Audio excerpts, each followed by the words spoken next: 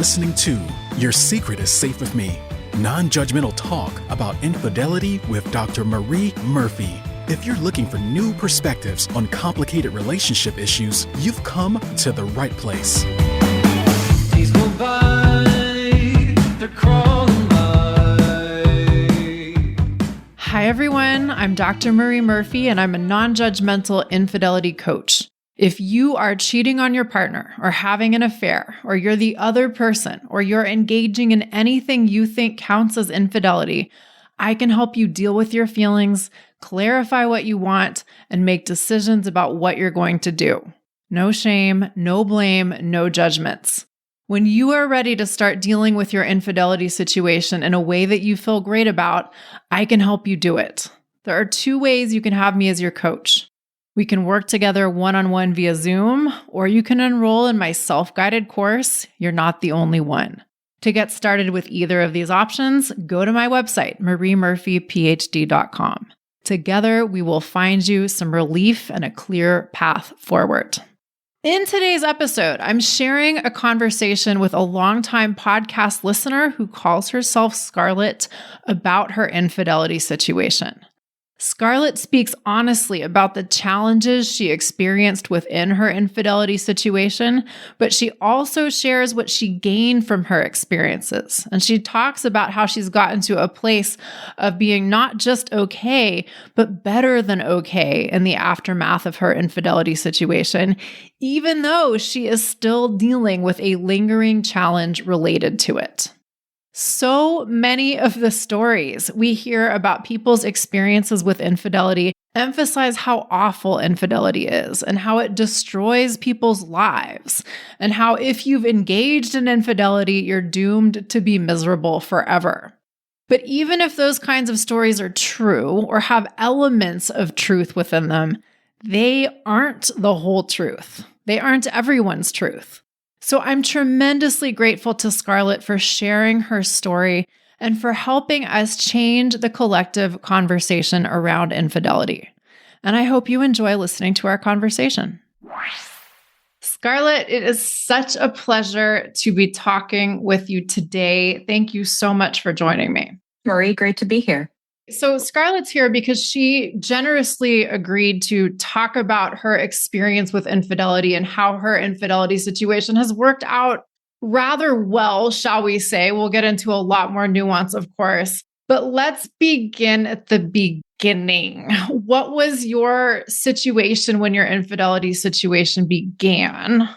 Yeah, so I was in about an 8-year marriage. I had known my husband for about 15 years total. We went to the same high school, same college, got together really as I was continuing my education. And we're really good friends. And throughout our entire marriage, we got along great. Nothing was really ever that shaky with us. And I think the pandemic really opened our eyes to a lot of things. I think my husband at the time was one of these people who was very happy to have the pandemic. He really liked staying at home, sort of chilling out. We both took jobs working from home at the time. And I was like, I need to get out of this house. I want to see the world. And after the pandemic and all the restrictions let up, we kind of maintained that posture where he was happy just to stay in. I was really looking to go out, travel. And I would say we really just drifted apart. He sort of plateaued and was very happy with what he was doing. I was constantly wanting to just get out among people, have some upward career trajectory. And that really didn't lend itself to sort of staying together and one of us dragging the other along or the other one sitting at the house all the time. Okay. So before any infidelity began, was there this explicit understanding that your marriage was probably not on great footing, or not so much?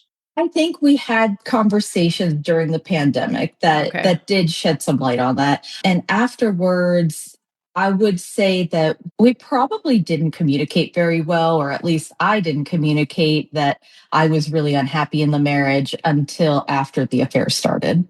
Okay, fair enough. Okay. So how did the affair begin? What was the inception of the infidelity situation like? I work in a corporate environment. I had known my coworker for a couple years at that point. We worked together really well. And one thing that I thought was lacking in my marriage was everything was fine surface level, but I was really craving these, I would say, deep intellectual conversations that I just wasn't getting. And with my affair partner, he and I were able to talk about anything and everything, some really complex issues at work too. And it was just a really stimulating, intellectually stimulating environment for me. And that's what initially drew me to him.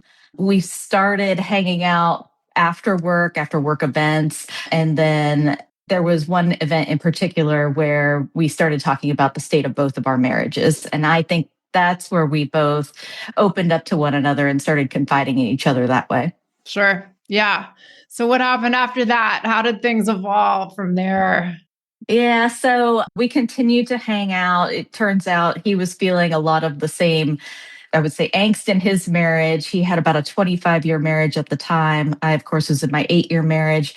And the word compatibility came up a lot, where we both collectively didn't feel like we were very compatible with our spouses. And we certainly felt like we had found compatibility in one another. And it turned physical and emotional very quickly over the course of just a few short weeks, and then into a few months, and it turned into about a year-long affair. I will say that it was sort of on again, off again. There was one point after several months where his wife did become suspicious, had a conversation with him, and he decided to end it with me in a way that I thought was really respectful at the time. However, we continued to work with one another. So I would say that it was maybe under the surface, but still simmering. Sure. That we engaged in the physical and emotional affair again several months later. And then at that point, his wife did find some messages between us. Ooh, yeah. That's when he decided to end it permanently. Okay. So tell us a little bit about that, because those moments can be really challenging for everybody involved. What was your experience like? Yes. So I want to say it was 2 or 3 days prior. We had a really good conversation. You and your affair partner. Yes, me and my affair partner had a good conversation about, what does this look like longer term? And not so much in a sense of like, how would we tactically execute this? But it would be like, I want to be with you. You want to be with me. I wish I had met you first. It would be easier if I did that. At the time, it was just things were clicking. And 3 days later, I get a message at 2 a.m. Like, I can't talk anymore. My wife knows about the messages. She doesn't know about the content, but she wants me to call you and tell you we'll never talk again, and she'll be listening in. Okay. Yeah. Yes. For the next several days, he tried to call me. I think he tried about 3 times, but because he did alert me to that, I never picked up the phone. I didn't feel like I needed to be put on full blast and for him to placate his wife. I didn't think that would be of service to anybody. Yeah. Yeah. Good for you. Love it. Yeah. Tell me, this is fascinating to me because I talk to a lot of people who are like, oh, I have to do that thing, like similar to what his wife wanted you to do and what he wanted you to do. And it's like, where did you get the idea that you have to do that? So let me ask you, what was your thinking when you were like, no, I don't want to be put on full blast. Thank you very much. I'm not going to do that. Well, I do think it was twofold. So first, I appreciated the heads up. That was the conversation. So in some twisted way, I do feel like he was looking out for me. Mm-hmm. But on the flip side, I think he did it because he never fully disclosed the full extent of the affair to his wife. So I was thinking, you're really only telling me this. So either I won't pick up the phone, or if I do, I won't say anything incriminating. Mm-hmm. Mm-hmm. Okay. And was that the end of your relationship with him? No, we did not speak for about 6 months. And but it was a breaking point of sorts. it was an absolute breaking point. So funny enough, right when this happened, we had been scheduled to go to 2 out-of-town conferences together. And so that whole lead up to those two conferences, at the time, his wife insisted on coming with him. She insisted on sitting in on the conferences too. So that it was a really, really difficult time. But I was scheduled to actually move to a different city for work. So timing wise, it really worked out as an opportunity. However, it was really emotionally difficult because I was just like, what's going on back at work? And I'm here in this new city. My marriage is on the rocks. My affair partner has left me. His wife knows. It was, to say that it was difficult would be an understatement. Yeah. Okay. So everybody's listening. I wish you could see Scarlett's face as she's telling me this. She's just like smiling as if she's telling me that the dentist told her she didn't have any cavities today. I mean, this sounds pretty hard to me. What was it like for you at the time? Oh, it was devastating. I had always felt throughout our affair relationship that I was the one that was definitely going to be taking steps to get a divorce, and then in service of being able to be with my affair partner. And he had talked about it, I would say, at a very high level. But just going back to a former point, I don't think he ever actually thought about the steps he would have to take to extricate himself from the marriage. But at the time when all of this was happening, I just had to carry on, try to grieve the end of the affair, because I felt like once she found out, once she found definitive evidence, that there would be no going back to trying to hide this, trying to do anything. I do feel like my affair partner, he has several children as well. And one of the things he kept saying to me was, I can't have what I want. I don't want to be the bad guy. I can't do this to my children. I can't have my kids hate me. And I don't think any of those excuses really brought me any comfort. No. It was just Why one of not? those, it was one of those things where I knew that there would be no forcing him into making that decision. He would have to come to that decision on his own. But going full no contact, it was awful. And then So wait, let me clarify. So after he texts you and says, like, look, my wife wants me to talk to you on speakerphone and you don't pick up when he calls, did the two of you have a chance to have a conversation privately about what had happened or any kind of exchange after that? no, even to this day, I would say that all I really know is she found the messages and he convinced her that all we ever did was talk. Sure. Okay. And so all of this is so fascinating. You know, like a lot of folks have a really hard time with that kind of quote unquote ending. Some people don't even consider that sort of ending an ending, and they want what a lot of people refer to as closure, which I think is one of those awful words that, you know, we think it's this thing that exists that if we get it, we're going to feel better. But really, what the hell is closure? Nobody knows. People have a hard time defining what it is for them. And even when they get what they think they want, they don't necessarily feel better. So, what I want to know is, to the best of your ability, how did you decide that you were just going to deal? How did you make this okay enough?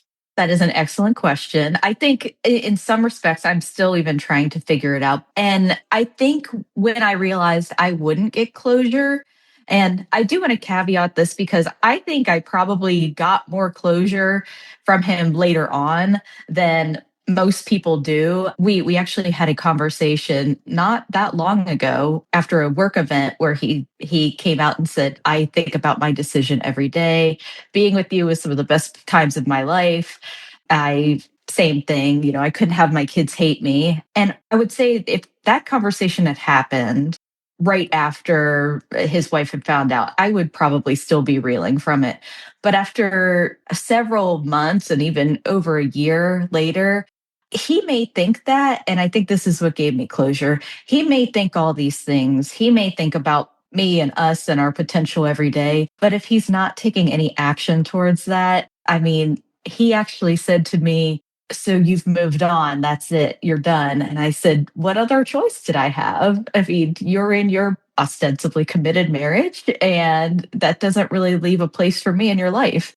Yeah, no, I mean, how can I say this? And by the way, everyone, this is not a dig, but a lot of folks aren't able to take that position that Scarlett's describing. A lot of folks are like, well, yeah, my affair partner may not be taking any action, but they've made noises about taking action. So therefore, I'm going to treat those little rumblings of possibility like promises that have been made to me that I have every right to depend upon.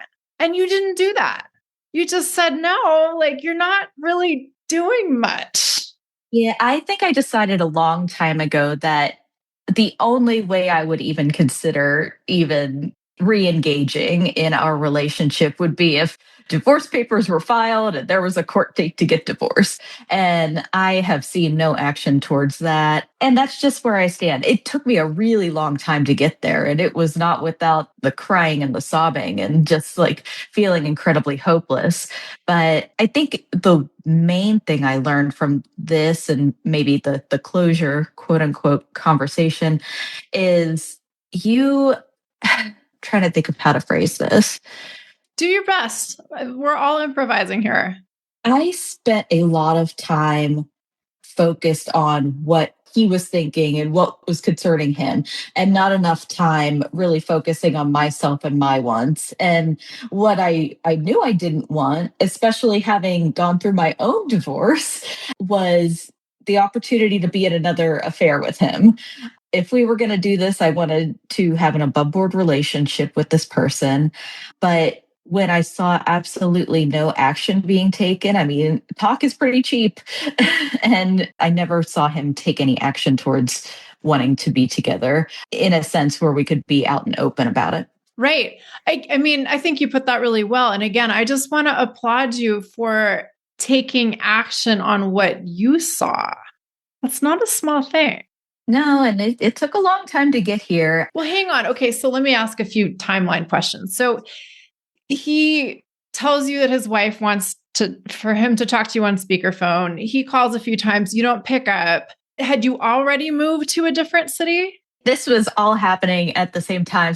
So I think he had called 2 or 3 times, maybe twice before I had moved. And then he tried me again once after I had moved. So the calls happened over the period of about a month. And in that time, I had done a lot of self-reflecting, and I knew before my move that I wanted to get divorced. But with the affair partner out of the picture, at least at the time, I actually felt that was a really good opportunity to make sure that I wanted to get divorced for my reasons and the state of my marriage, and not anything having to do with the potential to get with him. Yeah. And so it's just so many things changing at once, right? So you've lost this person. One day you're talking about the future. The next day he's telling you like, yeah, my wife wants me to call you on speakerphone. You've moved.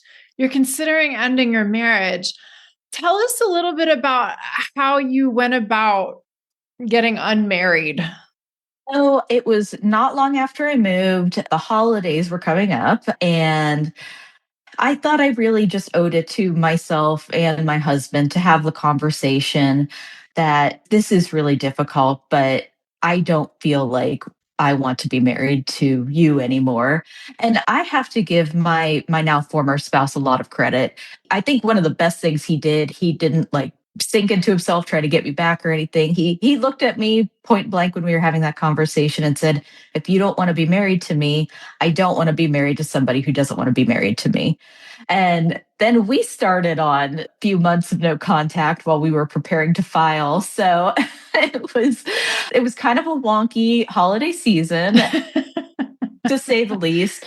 But I think a lot about my ex-spouse, and I think very highly of him for having done that. We were actually able to get our divorce done and finalized in a fairly efficient process. He and I had a settlement conference. We both had legal counsel, and we're able to hash it out in less than a day. And I think we even went out to dinner afterwards. Good for you. Yeah. Yeah. That's so great. Yeah. I don't regret my decision at all to get divorced because I really was pretty checked out for the last several years, which I think allowed the affair to start.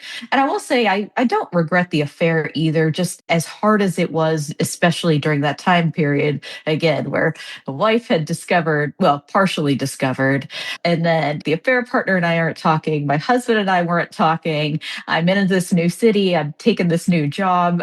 But it was really transformative in a lot of ways.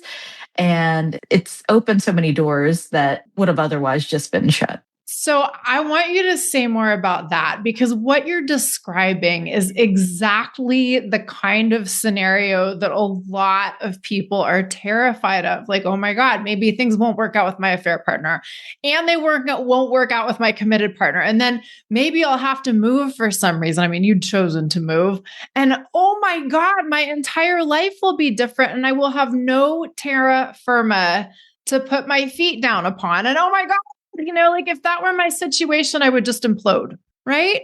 But again, people who are listening, Scarlett's sitting here smiling at me. She's not like crawling under the chair, trying to hide. Like, it's just like, yeah, the dentist told me I had no cavities. Great. I'm good. So what was that like? Tell us about that transformation. What was hard about it? What was amazing about it? Yeah, I went through a period where I felt very unmoored, just every day, just living on prayer. It was devastating. It was a horrible time in my life, but I will look back and just for all the pain and suffering, I just had to continue to hope and to know that this has to be temporary. This is not going to be my entire life, and I had to get through it. I will say there was a period where I would say, self-medicating with a lot of substances and then trying to manage that. A lot of alcohol involved. I do not condone this at all, but I mean, here's the thing, like when things are hard, we do the best we can. And there's a reason why God invented alcohol, as I like to say. And I mean, sure, yeah, I get it. Like I can drink like half a glass of wine these days and I'm hungover the next day. So it's like, yes, chemicals have an impact on our bodies. I understand all that, but still, we do what we can. Yeah, but the substance abuse was lending itself to me putting myself in some situations that were not good. And it was really a wake up call after several months to, I mean, over a year of this. And I just got tired of sort of living every day and never knowing when I was going to just break down in tears because I would have some sort of trigger that would either be triggering from the affair or the marriage and just my choices that had led me to that. And I do have to say that in the midst of all of this, it was a very chaotic time at my workplace. I work at a huge company. We were going through a lot of organizational change. And during that time, organizational changes led to my former affair partner becoming my supervisor. So we are still in that position today. And how has that been?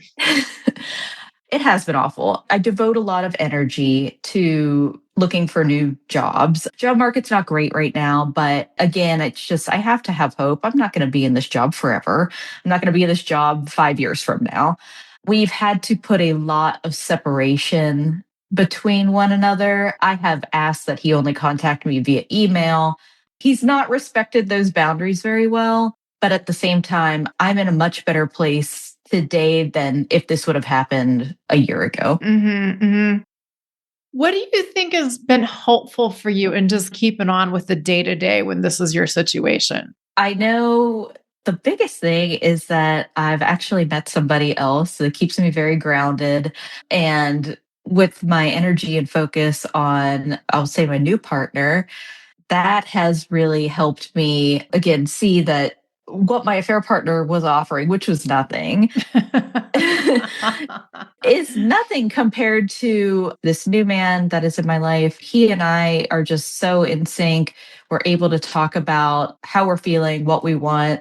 He is also divorced. And interestingly, probably for a lot of the listeners out there, he had infidelity in his marriage. But in that situation, he was actually the betrayed spouse. Yeah. Yeah. So, okay, there's a few things that I want to touch on within this, but let's go back just a little bit because I think, I work with a lot of folks who are having an affair with a coworker and they're like, oh God, if the relationship ends and things get weird, I won't be able to deal with it. But what you're describing is yes, you don't love it at all, but you are dealing with it. Yes. And I think it's just a conscious effort to maintain strict professional boundaries at all time. There have been some situations that I wasn't good at this for a long time. When he first became my supervisor, I was like, I'm going to need a lot of constant reassurance from you that you're not trying to screw me over at work. And I got to a point where if he would try to bring up something personal, I just have to bring the conversation back to work. I'm not sure that he knows that I'm dating yet. But if that does come up, I will just say, like, let's focus on the task at hand. We need to get this project done, whatever it is. It took a while to get there, but I just realized at some point that continuing to hash and rehash how we were feeling really didn't serve any purpose. And if I can go back to that conversation he had where, he was talking about, oh, being with you was the best time of my life. And, I think about my decision every day. It didn't really have an impact on me until a couple months later. One of the things he did say, he was like, you should feel very validated that I think about you every day. And I thought, this is verging on emotional abuse, because I got to a point where I didn't think about this. I didn't need to know that to feel validated. I feel like you want to be validated to know that I'm still thinking about it. But I feel like it all goes back to actions. And he may think those things. I got to a point where I don't care. As long as no actions are being taken, then it really just, it leaves me with nothing. Yeah. Okay. So this, just for for my own personal sake of putting the timeline together, he becomes your direct supervisor. When after that did he come to you and say, the times with you were the best of my life, all that thing? Oh gosh, it was probably only 2 months. 2 months. Oh God. Yeah. So you have a few months of not having had a conversation like that. And then after having that conversation, you have a different sort of discomfort with him. Yes. Okay. Delightful. He knows that I am actively looking for a new job. I've requested anything I can do to transfer. So he understands where I stand. And one of the things I feel like we didn't do well was communicate what we really wanted. When you were together as a couple? Yeah, when we were together. I did tell him at one point, I will never ask you to leave your wife. That's something that you need to come to that conclusion on your own. But in retrospect, I wish I would have said, I need you to either make some steps or take some steps towards, being in a above board relationship, or I had to cut it off. I almost feel like I was cheated out of out of my own resolution when it all came crashing down. What do you mean by that? You were cheated out of your own resolution. What do you mean? I had thought for a while during the affair, I need to put it out there. And if his response is, no, I can't leave my wife, I can't promise you anything, then I needed to end it. And I wish I would have taken that step sooner, because the way it played out, I wouldn't wish that just sort of emotional and mental anguish on anybody from having his wife found out, to not speaking, to really having no closure whatsoever, to all the way to him becoming my supervisor, then having what I'll call the closure conversation where he still thinks about it, and he said he was sorry, but he's still not doing anything. Yeah. I'll ask you what you think about this in a minute, but it's funny. I am a firm believer in the value of being clear about what we want as efficiently as we can reasonably become clear about what we want, and taking action in the service of what we want as efficiently as we can. And there are times in life when we just aren't able to do that for whatever reasons, or we theoretically are able to do it, but we just don't do that for whatever reasons. And all kinds of interesting stuff happens as a result. And what I want to know is, what have you learned from dealing with all of this? It sounds to me like all of this pain in the ass stuff is just as much a part of the transformation as anything else is here. What do you think about that? Yes. And you've said it a million times on your podcast before. I am a longtime podcast listener for everybody out there, but it really comes down to what you personally want, because until you figure that out, the way you engage with somebody else and the way you're able to express your wants, your needs. I mean, it took me, I don't want to say how old I am, but it took me a long time to figure out I don't want to be in a marriage where everything is just plateaued and there's no growth together. I want to have stimulating conversations with somebody else. I want to have passion. I want to travel. And ultimately, like, no, I don't want you to be married to this other person if we were going to have an above board relationship. But even at the time during the affair, I didn't even do a good job of expressing that. So I think one of the best things or bravest things really you could do is once you figure out what you want and need for yourself, put that out there to somebody else and then be comfortable with their response and be willing to accept that. And fortunately, I have found somebody that is very on the same page with me about those items. Yeah. Yeah. So let me just first say that that last thing you said is so important.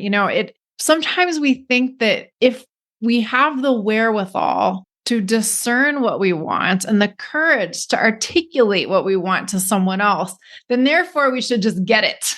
But that's not quite how it works. What happens is we then get to see if the other person wants to meet us in that place that we've proposed or not. And that's power. It's not the same thing as just putting a quarter in a vending machine and getting a treat out of it, but that's not a guaranteed thing. And so, yeah, I agree with you. And I think that your point is such a good one. Being able to express what we want and then be willing to see what the other person does or doesn't do is the whole point. I remember there was one time during the year-long affair relationship where we were kind of off but still talking, and I had known at that time that I wanted to get divorced and started looking at apartments, and I excitedly had called my affair partner and said, I'm looking at apartments, and he said, I can't promise you anything right now. And I just remember being so crushed by that because I think I'm taking steps to do this so that we could be together. And you're over here saying, I don't know. Can't promise you anything. But at that time, I was unwilling to accept that he couldn't meet me even halfway. And I think once you get beaten down so many times, you just get to a point where you're like, if somebody's telling you something so many times, you should probably believe them. Yeah. Yeah. I mean, it's interesting. I think it's tough. Like, what relationship would go anywhere if we didn't have some hope? So I think a little bit of, what's the right word? Suspended disbelief. Like, maybe that's not the end of the world, but you're right. After you've heard someone tell you what they're willing to do and not willing to do, however many times, it's probably time to start listening to them. Yeah. Yeah. It's a tough lesson, but at some point I just had to decide that this was enough. And either I was going to be okay with him and his continuing his marriage and just being the other woman, and got to the point ultimately that no, I wasn't okay. Right. You could have made a different choice, but you didn't. You got clear on what you wanted and you did what you needed to do to get yourself into a different position. Gnarly transformation process and all. I mean, transformation is not always cute. That's for sure. And sometimes that's the point. Sometimes we need to get tossed around a little bit to clarify what's up and who we are these days. So on that note, tell us more about your current relationship. Tell us more about how your partner's relationship with being cheated on has related to your experiences with infidelity and how the two of you have talked about that. And what's that like? Yeah. So I, again, had moved to another city and met this person in my new city.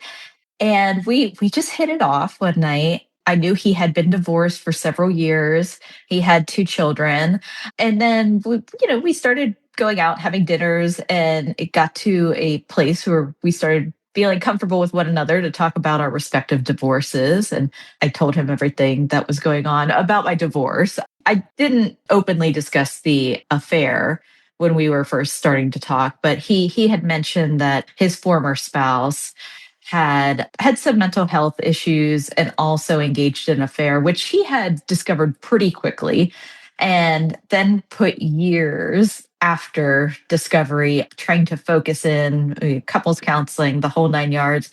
And one of the things he realized, I think it was 5 years after he had discovered the affair before they got divorced, in one of their therapy sessions, or it may have been an individual therapy session, he realized in speaking to his counselor that, you mean I get to have wants and needs too? And Oh, bless his heart. yeah, I think it was after that conversation where I think a switch flipped and he was like, this is not what I want. Yeah, I don't want to deal with this anymore. I think he felt like he was putting in a lot of the work trying to save his marriage and just really not getting a whole lot from his former spouse. I will say they are great co parents together. So they're able to have that kind of relationship, but otherwise it's very surface level. I mean, I think they went out to eat just recently as a family together for the first time in like over 5 years. So knowing that and just knowing how just years of work on himself and what a good person he is, and he's able to express, his wants and needs, and we could be very emotionally connected in that space. I did decide pretty early on to that I should tell him about my past and my affair. I just feel like I owed it to him, just knowing what he had gone through and how difficult of a situation his marriage was, and the difficult decision for him to end his marriage. So it was kind of a hard lead up. I think I listened to one of your podcast episodes, and it was, how to tell your new partner Yep. about your history with infidelity. Can I interrupt? Please Let do. me ask a question. Why did you want to tell him? I felt like throughout my marriage, throughout my affair, I had been holding back on like what I'll call like truths in my life. And I just wanted to be radically truthful with this new person if I thought that we had a chance to be something great. And I didn't want this to be the cloud hanging over our relationship that he just didn't know about. So I ended up telling him that it was morning, it was coffee. I was like, there's something I need to tell you. And this goes back to I'm going to be brave and have courage and tell you this, and then you get to choose how you respond to it. And I was worried he'd be really freaked out and throw his hands up and say, I don't want to deal with this again. But instead, I was surprised and shocked actually at just the empathy he had for the situation. I feel choked up thinking about it because he was just so supportive and understanding. And I know that was my situation. Your situation could be entirely different. And one of the things he keeps saying is, I wouldn't wish either of us to have had to go through all the difficulty we did in our respective infidelity situations. But for our infidelity situations, he and I probably wouldn't be together. Yeah. Yeah. It's amazing how life's twists and turns lead us to people and situations that are amazing. Tell us a little more. I mean, when you were in the lead up to having this conversation that you were nervous to have with him, what was that like for you? Thinking like, I might share this and he might say, okay, see you later. What was that like? It was horrible. I was really sweaty. But no, I think I just had to get honest with myself again and say, if I see a long-term potential and future with this person, I want him to know this about me. I want him to be able to make that decision. I didn't want to get years down the road and him say, oh, wait, what? And I also kind of came to the realization too that if that would have been too much for him, then that's not the person for me. And as much as I was afraid that he might just get up and walk out and say, like, I need to think about this, he didn't do that. And I think there's a lot of beauty in knowing that there's probably advocates for your infidelity situation in strange places that you don't even think of. Yeah, absolutely. Say more about what you mean by that. I can imagine a few things. Yeah. So I have not discussed my affair with a ton of people. A lot of it has to do with the working situation still, but afraid of being judged by friends, family, afraid of people gossiping about, oh, well, that's why their marriage ended because it's her. Or how could you do that to your ex-spouse who's such a nice guy? And the few people I have told, including my new partner, I've been just floored by the outpouring of support. Yes. Yes. Yeah. That's what I thought you might have meant and was hoping that you meant. And I see that all the time too. Yes. Some people are total assholes. It's true. Some people will judge you and scold you and gossip about you and say horrible things. But there are also people who will go, yeah, I get it. I understand. I see you and I love you and it's okay. Yeah, and finding those type of people and friends and family members and even new potential partners, and when you find that support there, it's so cathartic, and it's almost like you understand why you went through, like you walked through hell to get to this point. Yeah. You said something a moment ago that you didn't quite use this language, but to riff off of what you said, sometimes the greatest gift we can give ourselves and to others is to say, this is who I am. And it's okay if you're not okay with this. But if you are, then we get to be so fully real with each other that it's a benefit to both of us to share things that might not be, the most socially acceptable, or might really push some people's buttons, or might, rub salt in people's old wounds. But if we can do that and get through whatever is uncomfortable about it and be like, yeah, we're these whole nuanced humans and we're going to be whole nuanced humans together. It's incredible.